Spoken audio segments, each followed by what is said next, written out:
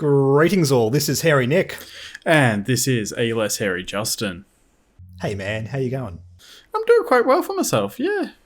Excellent. Possibly getting out of lockdown soon. Might be nice. We're sort of a couple of weeks off these current restrictions, so we'll see what happens. Keep those hands washed, put the mask on, everyone's happy. That's right, just do the right thing and we'll all get through this. In the meantime, we can just sit in our rooms and talk about X-Wing. Because we've got a new article. Justin, it happened. One after the other. A week? I know. So nice. Now, fingers crossed, the droid gunship next week, same time. FFG, we're watching you. The LAAT gunship for the Republic. This really cool, iconic ship. That was the thing that came down in the Patronarchy arena with all the Jedi and was swooping around. And Yoda was like around the survivors, a perimeter form, which is really bad English, which is not good in a war zone. But good job, Yoda. No. You got the job done. Yeah, really cool ship. And very interesting design as well. Let's actually just revisit all the stuff that was spoken about in the original article back in January because it has been so long. Just a casual 8 months. Starting with this, the base ship, the 212th Battalion Pilot, Initiative 2. Here are all the stats. White focus, red reinforce, and white target lock, rotate, arc, and reload. We have a 2 primary attack with the bow tie arc. 1 agility, 8 hull, 2 shield, and 2 recurring charges to go along with the ship ability. Fire convergence while a friendly ship performs a non-turret attack. If the defender is in your turret arc, you may spend a charge. If you do, the attacker rerolls up to 2 attack dice. This doesn't work in multiples. You can't use multiple LAAT gunships for this ability because it doesn't work with turreted attacks. It's kind of weird like that. But I like how FFG is sort of pushing this to be like a one-off support ship. It's going to go great alongside just about anything. Obviously, more dice, so like arcs would be pretty good, I guess. Arcs, we've got the torrent fighters as well. They could be good. A swarm of them. Later on down the year, we're going to have the V-Wing. Actually, it's interesting because it's actually got 2 charges, so you can do it twice. So you're incentivized to take things with lots of dice because then you're more likely to get more value out of the rerolls, but you're also incentivized to take lots of ships because then you're more likely going to want 2 rerolls per turn. So it's good. It's very powerful ability.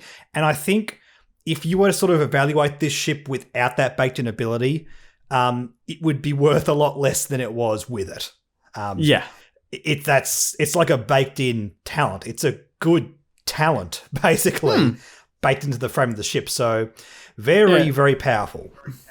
Now, just remember, this does only recharge once every turn. So even if you do get the 2 rerolls, it will take a couple of turns for it to all come back. But as in either one the next turn or you wait 2 turns and you get two turns after that. Yeah.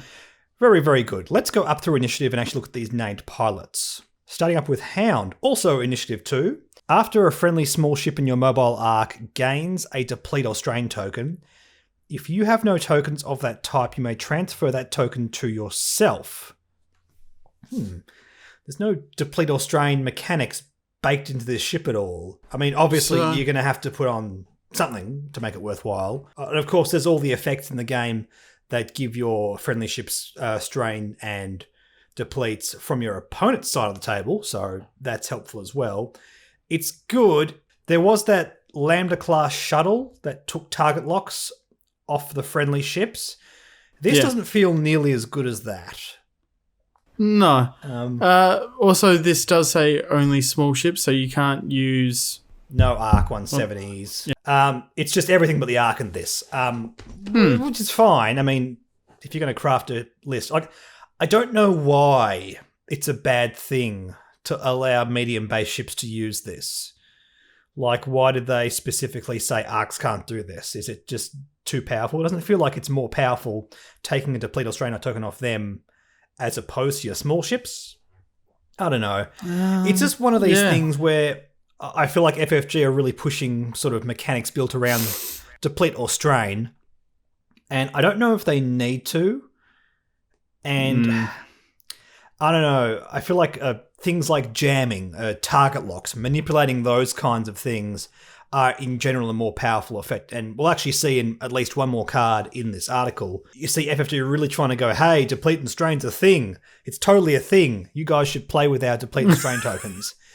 I like this kind of effect. I'm not convinced it's all that powerful. It could be like no extra points over the basic one, in which case you just take it anyway. But yeah, I'm not very wowed by this. So the next pilot is Warthog, and he reads, after you or a friendly non-limited ship at range 0 to 2 are destroyed during the engagement phase, that ship is not removed until the end of that phase.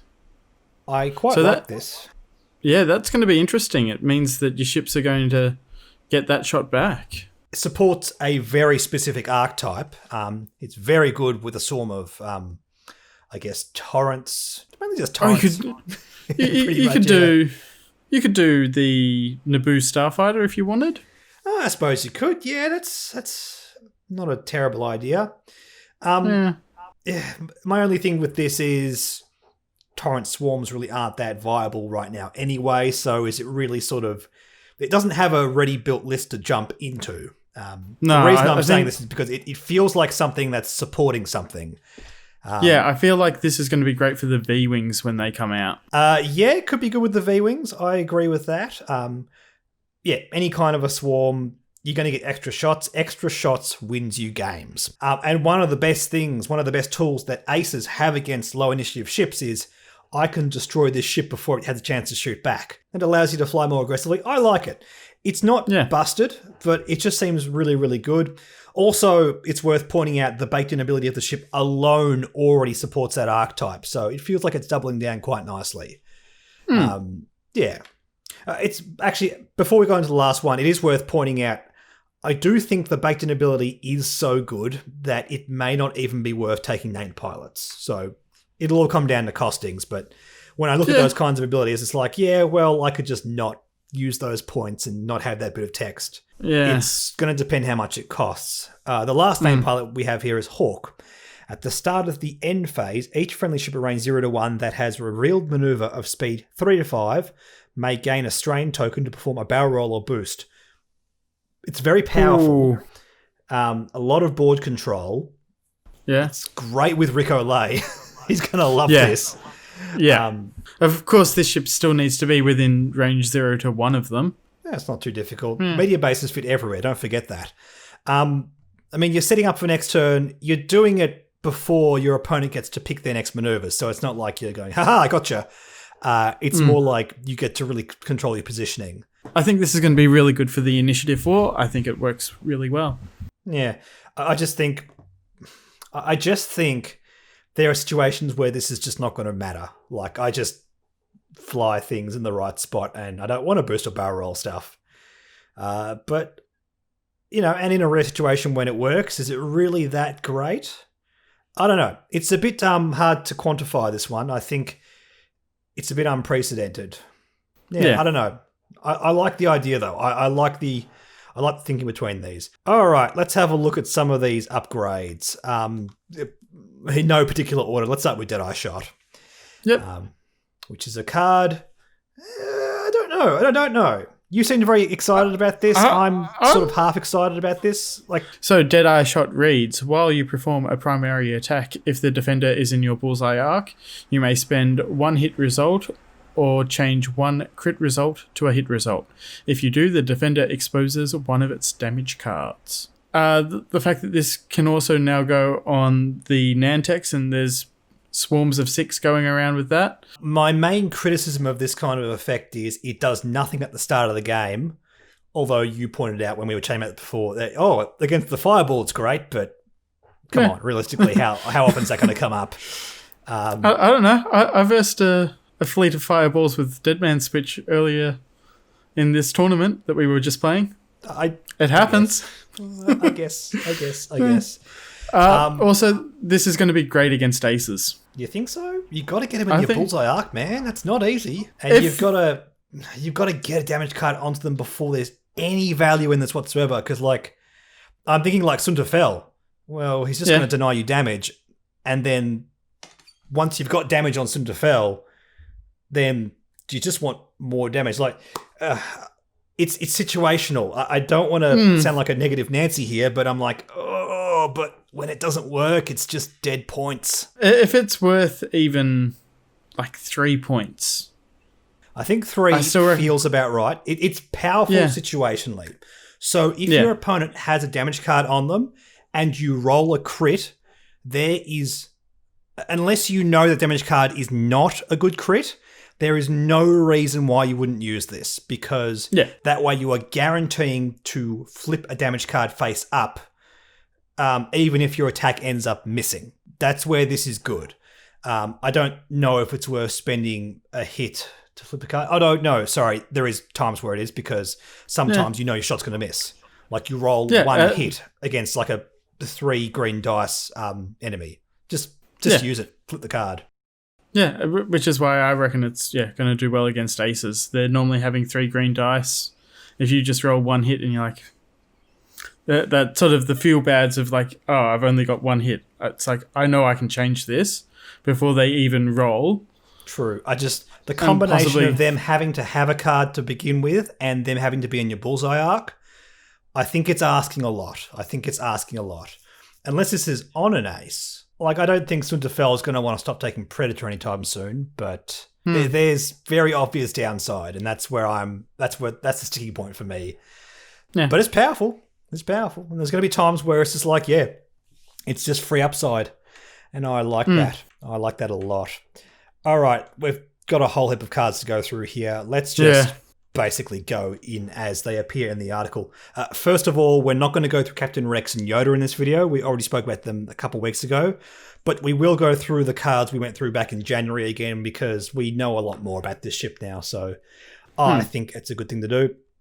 All right, in no particular order, let's bring up 5s. After you perform an attack that missed, if the defender's initiative is equal to or greater than your initiative, place an evade or focus token on this card. Before you engage, you may remove 1 token from this card to gain the matching token. It's free upside. I like that a lot. Like you missed, well, I'm going to have a better attack next turn. That seems pretty good. And it obviously goes on lower initiative ships, so the LAAT gunship is, 2, 3, 4. So that's fine. It can pretty much go on any one of these pilots. But you're going to feel pretty bad if you put it on your initiative 4 and your opponent flies a TIE swarm against you. So this can also go on an arc. It can also go on R2-D2 in the Y-Wing. On an arc, it's just incidental upside. Like, there's nothing really that goes, oh, if you have a focus token, do this, and combos. It's just free modification. Doesn't require actions. That's always good. There is a bit of a build-around thing here going on where you have to probably put this on a low initiative ship to consistently get value out of it. And at the end of the day, if you don't get value out of it, that means you're hitting your opponent. So that's okay. I don't think that's something to complain about. Let's move across. We have here Ghost Company, which takes up a crew and a gunner slot. So this is meant to be one of a couple cards here that represent a whole team going into your LAAT gunship. They can also go on arcs as well, which is, I like that too. Except this one can't go on an arc because it requires a rotate turret action. After you perform a primary attack, if you are focused, you may perform a turret attack against a ship you have not attacked this round as a bonus attack. Also adds rotate arc to red focus. Cool, which is... I like that part. That's quite nice upside. It reminds me a bit of Bistan. In fact, I think Bistan is almost exactly the same. Let's just bring Bistan up. Bistan reads, after performing primary attack, if you are focused, you may perform a bonus turret attack against a ship you have not already attacked this round. But it also adds rotate turret to red focus, and I think that is not insignificant. It means you get to line up the shot and modify your dice. So I like that. I like that a lot. I've spoken a lot about Bistan before. I think it's a card that should be doing better than it is. I don't know why. I think not having to go out different arcs should be a very powerful thing, but for some reason it just hasn't proven that good. So Wolfpack, it reads, after a friendly ship at range 0 to 3 defends, if the attacker is in your firing arc, the defender may gain 1 strain token to acquire a lock on the attacker. Works well with Hound. Wolfpack, Hound. I just got that. That's cool. So your friendly ships can get strain tokens and it can go on to Hound. Also, bear in mind, it kind of works cross purposes with the baked-in ability of the LAAT gunship because you get a target lock. You don't need to re-roll dice off other effects. I guess you could use that and then keep your target lock for other things. It was not terrible. Yeah, well, every so often there will be a chance where you have the lock and you're not with the fire convergence, so you get to use it that time. That's true. I guess if everything's working, you're winning the game anyway, so I guess that's not such a bad thing. The point I was trying to make is it's probably not a bad thing on the Ark because the Ark doesn't already have these built-in ways to give friendly ships rerolls. So that's really cool. Maybe this on an Ark next to an LAAT gunship with a Ghost Pack. Ghost Pack? Ghost Squadron? Ghost Company. Ghost Squadron. I got there in the end. Oh, yeah. They're just a bunch of shady ghosts. It's free passive modification. I dig it. Also, you get a strain token. Whatever. Just low initiative noobs can just get shot. Who cares? Let's just shoot back. Do a blue maneuver next turn. You'll be fine. That's right. Do a barrel roll. That'll always get you out of trouble. Let's move over to Suppressive Gunner. Why not? While you perform an attack, you may spend a focus result. If you do, the defender gains 1 deplete token unless it chooses to suffer 1 damage. Also, no requirements, so this can go into any gunner slot in the game. The thing, I always look at things like this, and it's a modal card that allows your opponent to choose what the negative effect is, and these are typically bad. Typically bad because you're giving your opponent a choice between 2 things, and honestly, if those 2 things are always really bad for your opponent, I can kind of forgive it, but one of them is they gain a deplete token. That's pretty much it, man. I mean, a deplete token is way worse than a hit most of the time. I mean, sometimes it is game losing to get a deplete token, but that's situational. It sucks because I love this kind of effect if it's done right. At the same time, though, a deplete token's not really a great thing. They're rolling 1 less red dice, which means that you're more likely to survive. But you got to spend a focus to give them a deplete. That's it. That's totally it. That's what I was getting to. It's a focus result. Now, if you don't have a focus token or force token, great. It's free.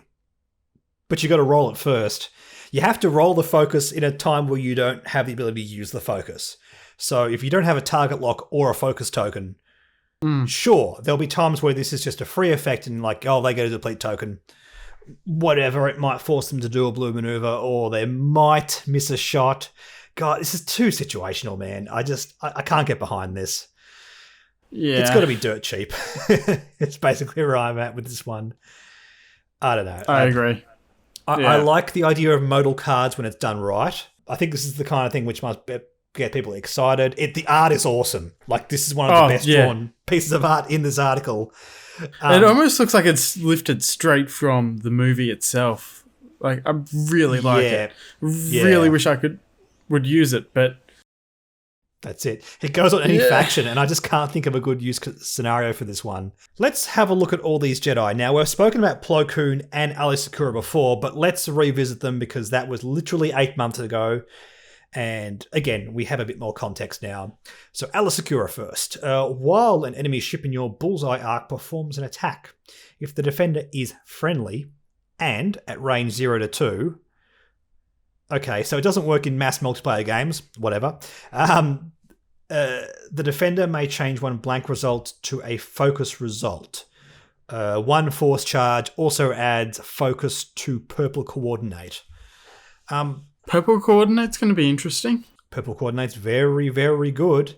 And the fact that it's a focus into that is... It's really good. It's better than just being purple coordinate for sure. So I could almost block out all of her text. It would be pretty good. So an enemy ship in your bullseye arc performs an attack if the defender is friendly and at range 0 to 2. Okay. The defender may change 1 blank result to a focus. It's a word salad and it doesn't sort of do much. Yeah. I always think, there's got to be something good in there. Yeah. I read it and I go, okay, now I'm going to read it again to try and remember what it actually does. And this is the 3rd time I'm reading it, and I still haven't... If you got an enemy ship that's shooting in your bullseye arc, the defender, Yeah. assuming it's friendly, gets to change a blank to a focus. That to that, and that's got to be. No, they've got to be a range 0 to 2. There's too much information. Yeah, There's too much information. Okay, Yeah. it's incidental. It's incidental upside. It's incidental defensive bonuses. It's it's not crazy situational. Yeah. It's bullseye arc on LAAT. Yeah, let's put it this way: you were being disappointed at Deadeye Shot. This is. Yeah, this ability is worse than Deadeye Shot. I'm not disappointed. But she does have the focus. Yeah, a focus to be able to coordinate really saves this card, I think. And I think most of the value in this card is going to be in that. I'm going to change one blank result to a focus result. I mean, if it's this ship, you just spend the force token to get an evade result. That seems pretty good. Like, the ability is just okay, but the baked-in actions is fantastic, so that's okay. Yeah. Let's move along. Let's move along to Kit Fisto. At the start of the engagement phase, you may choose one friendly ship at range 0 to 1 and spend a force. If you do, it may perform a red evade. You also get a force token and a purple evade. Yeah, I like this. So that means that they can do the red evade even if they don't have it on their ship. Yeah. Damn. Also, this card, this ship can do another action and then do a red evade. Well, it's like a red and purple evade in a kind of weird way. I think this is going to do a lot better on ships with more than one green dice. Oh, big time. Or alongside ships more than green dice. Like, this could be good alongside like Anakin and Obi-Wan. Ultimate support ships, if you get Jedis, could be a bit costly though. Might be a bit dangerous taking that many points on. But I like what you're saying. I like the combination of things like this. Let's have another look at Plo Koon. Again, we did talk about this one in January, but let's just bring it up again. At the start of the end phase, if you are reinforced, you may choose one friendly ship at range 0 or in your side arcs at range 1. That ship removes a deplete or strain token or repairs a face-up damage card.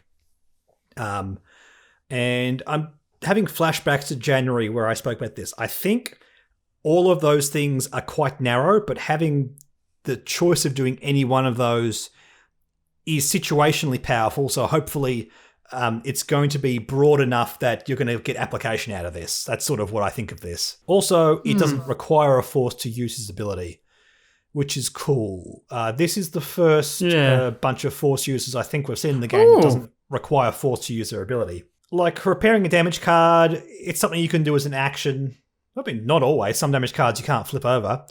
Deplete or strain token, it'd be good to these things are all good, but the fact is you're not using actions to do it. It's free. It's passive. It happens.